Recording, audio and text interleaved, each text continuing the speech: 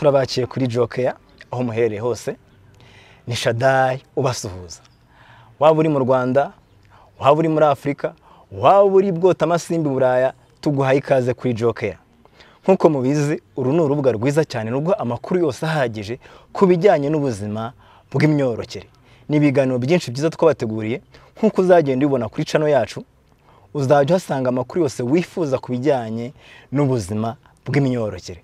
Uyu munsi dufite umutumirwa mwiza cyane ugiye kutuganirira ku bintu bikomeye, ibintu byitwa kuva cyane wagira ngo udakama. Agiye kuza kubitubwiraho, reka muhe umwanya atangire atwibwira. Murakoze cyane, ndabasuhuje.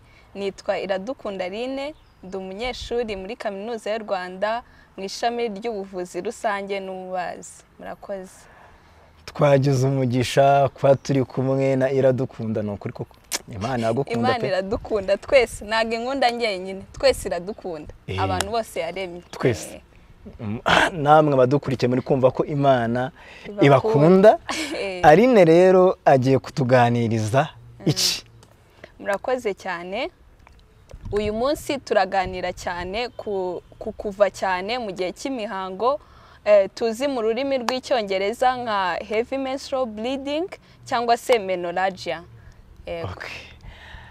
Abadukurikiye nabararikira kuva ku ntangiriro y'iki kiganiro kugeza ku musozo. Ese kuva cyane kw'imihango ni iki? Ese kubabara mu mihango biterwa n'iki? Turaza kumva ikibitera, araza kutubwira ikibitera, uko wabyirinda, niba hari n'umuti wabona.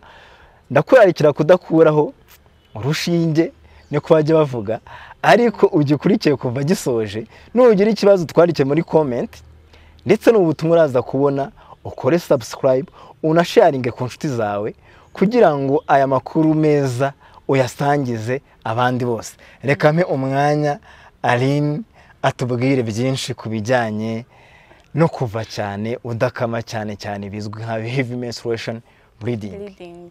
Murakoze cyane. Kugira ngo tuze kumva neza kuva cyane mu gihe cy'imihango, ndabanza mbasobanurire imihango y'umukobwa uko iteye n'igihe umuntu yamenya ko yavuye cyane. Ubundi ubusanzwe umukobwa muzima ajya mu mihango hagati y'iminsi 2 n'7, ndetse akabura amaraso cyangwa akava amaraso atarenze nibura mililitiro 80. Rero bavuga ko umuntu yavuye cyane mu gihe cy'imihango igihe yarengeje ya minsi 7 umuntu muzima amara mu gihe cy'imihango, cyangwa se yabuze amaraso arenze mililitiro 80 muri icyo gihe ari mu mihango. Yego, murakoze. Ni ukuvuga ngo igihe cyose umukobwa azarenza iminsi 7, yego, azaba ari ikibazo. Yego, igihe cyose warengeje iminsi 7, ubundi bavuga ko utagomba kujya munsi y'iminsi 2 cyangwa ngo ujye hejuru y'iminsi 7. Iyo wagize munsi y'iminsi 2 uba ufite ikibazo, niyo wagize hejuru y'iminsi 7 uba ufite ikibazo. Ari byo bya bindi turi kwita kuva cyane mu gihe cy'imihango cyangwa heavy menstrual bleeding. Yego.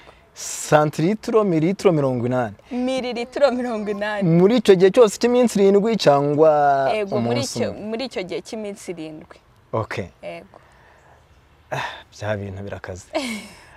Byaba se ibyo bintu byo byaba biterwa n'iki niba bibaho? Yego, murakoze cyane.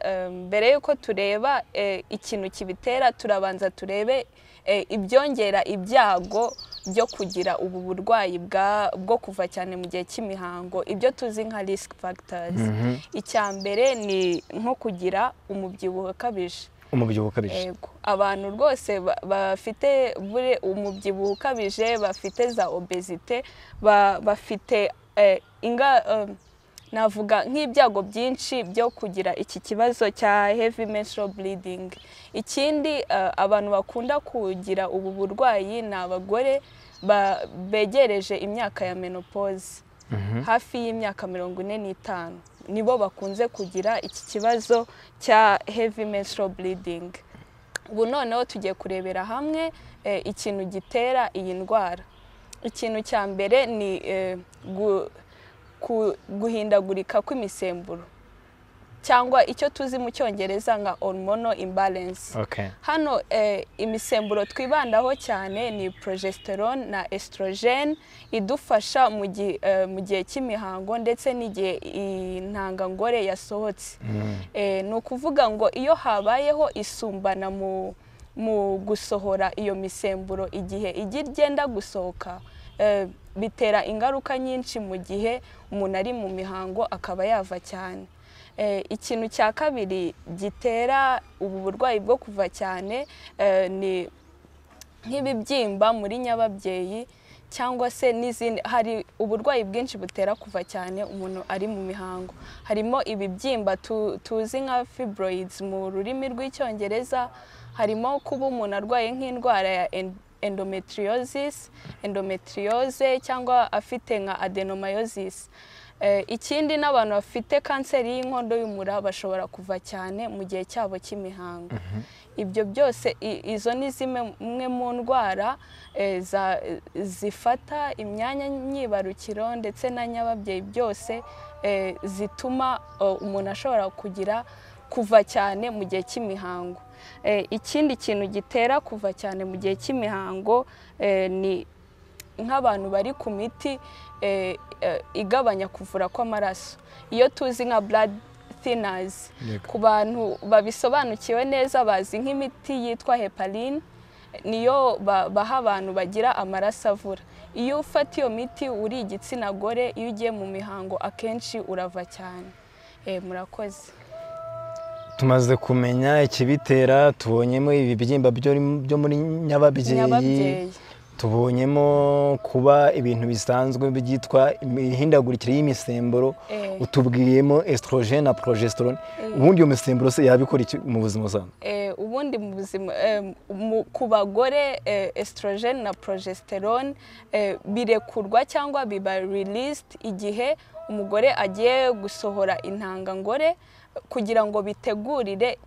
Ubundi intangangore irekurwa hategurwa ko wenda hazabaho guhura k'umugore n'umugabo, hanyuma hakabaho nka fertilization, hanyuma iry'umugabo n'iry'umugore bigakora umwana.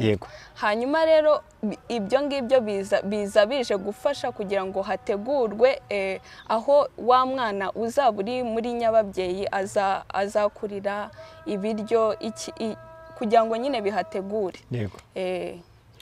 Ukuvuga ngo hari umusemburo witwa estrogen udufasha gutuma iryi ry'umugore rikura neza, hakaza progesterone udufasha ko umwana yitegurwa neza kujya muri myababyeyi. Iyo misemburo iyo bicanganye ikivanga umuntu ashobora kuva cyane. Yenda imwe igasohorwa ari myinshi, indi ikaza ku kigero gike, aho ngaho ufite ibyago byinshi byo kuzava cyane mu gihe uri mu mihango. Urakoze cyane kugaruka kuri ibyo bintu. Nakwibaza, urumva imihango ni ukuva nyine ni amaraso aza.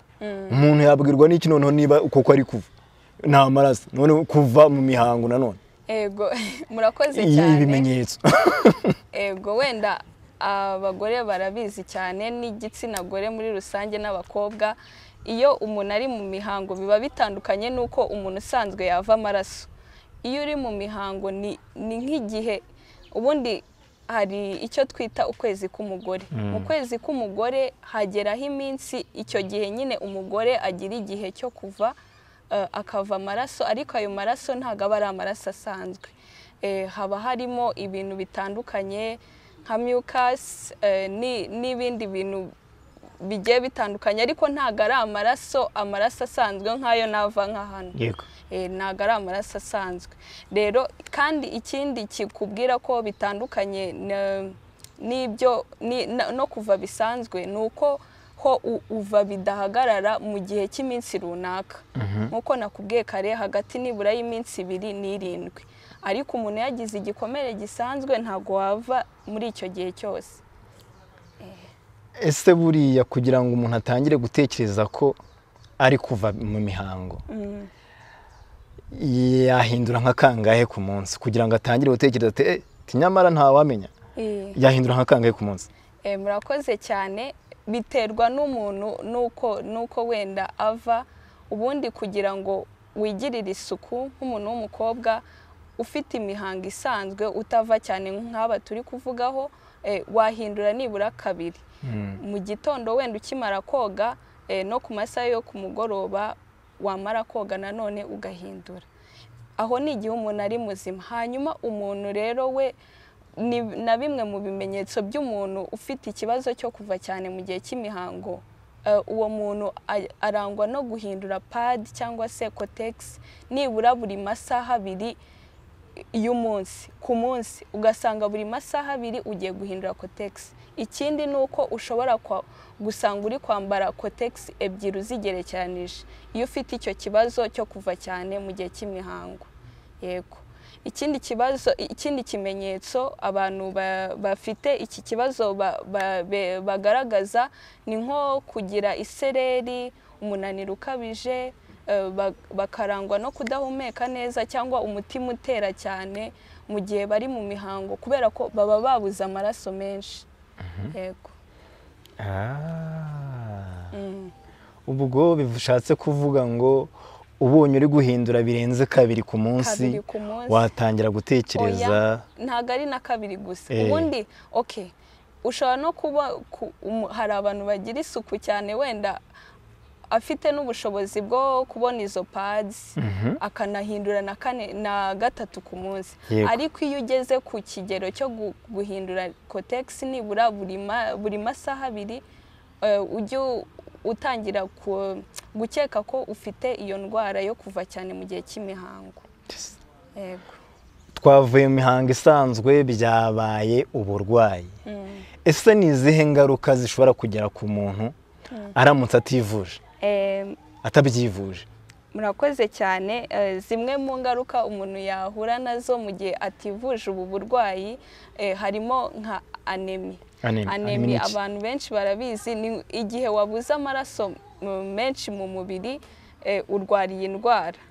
Rero nk'uko uri mu mihango ugakomeza ubura amaraso menshi, ibyo twita red blood cells zawe ziragabanuka. Insoro zitukura. Insoro zitukura ziragabanuka. Rero iyo zagabanutse zikaba nkeya cyane niho umuntu arwara anemi. Ikindi ni ikibazo cyo kubura amaraso cya kabiri. Ikindi umuntu ashobora kugira akumva arigunze, akumva sosiyete ntiri bumwakire cyangwa akirinda kujya aho abantu benshi bari, social isolation. Kubera ko urumva nimba ndi buhindure cotex buri masaha abiri nkavuga ati se wenda ndajya mu kazi, ndajya ahantu abandi bantu bari, njye nsohoka njye guhindura cotex buri kanya, cyangwa se afite n'ubwoba ko avuga ati wenda ndi bwiyanduze abantu banekerezeho, bigatuma wenda yakwirinda nko kujya ahantu abantu benshi bari. Yego. Yabura amaraso, yakwigunga. Ikindi ashobora no kuba yamenya ikibitera. Yego. Wenda n'izo kanseri wavuze wasanga yakabimenya kare ntabyivuze. Iyo rero ubimenye, niyo mpamvu umuntu nyine ukibona ufite bya bimenyetso navuze kare, wakwihutira kujya kwa muganga kugira ngo umenye ikintu kiri kugutera icyo kibazo. Akumva ananiwe, kumva unaniwe, kwa guhindura gutakaza amaraso, rimwe na rimwe n'agahumeka nabikora cya kibazo. Ikindi kimenyetso nanone nibagiyeho gato, hari kuzana amaraso y'ibibumbe binini. Yego. Ubundi umuntu uri mu mihango bisanzwe azana amaraso nta bibumbe birimo, cyane iyo twaba turimo atari binini cyane cyangwa ngo ubone ni byinshi. We abazana ibibumbe binini kandi nyine ari byinshi. Iyo ubonye ufite ibyo bimenyetso wihutira kujya kwa muganga kugira ngo bamenye icyabiteye banagufashe uvurwe. Ibyo bitumye nibaza, ese buriya hari uburyo ki umukobwa cyangwa se umudamu udukurikiye yabasha kwivura cyangwa se kwirinda mu buryo bwatagiye kwa muganga ku buryo yagerageza kugabanya ibyago by'uko yagira imihango idakama cyangwa se kuvira mu mihango? Yego, umudamu cyangwa umukobwa yabasha kwirinda indwara binyuze mu mibereho ye ya buri munsi, icyo twita lifestyle. Aho ngaho turabagira inama yo kurya indyo yuzuye kandi bagafata n'ibyo kunywa byinshi cyane birimo amazi ndetse n'ibindi birimo intungamubiri. Ikindi cya kabiri ni ugukora siporo. Imyitozo ngororamubiri ni ingenzi, rero iranadufasha mu kwirinda iki kibazo. Ikindi cya gatatu no koga nabyo byadufasha? Ego, koga nayo ni siporo, nayo yadufasha mu kwirinda nk'uko mubibona, natwe turaza koga mu kanya. Ikindi nk'uko twabibonye ni ukwirinda ikintu cyose cyagutera kugira umubyibuho ukabije, kuko twabibonye mu bintu byakongera ibyago byo kurwara iyi ndwara yo kuva cyane mu gihe cy'imihango. Yego.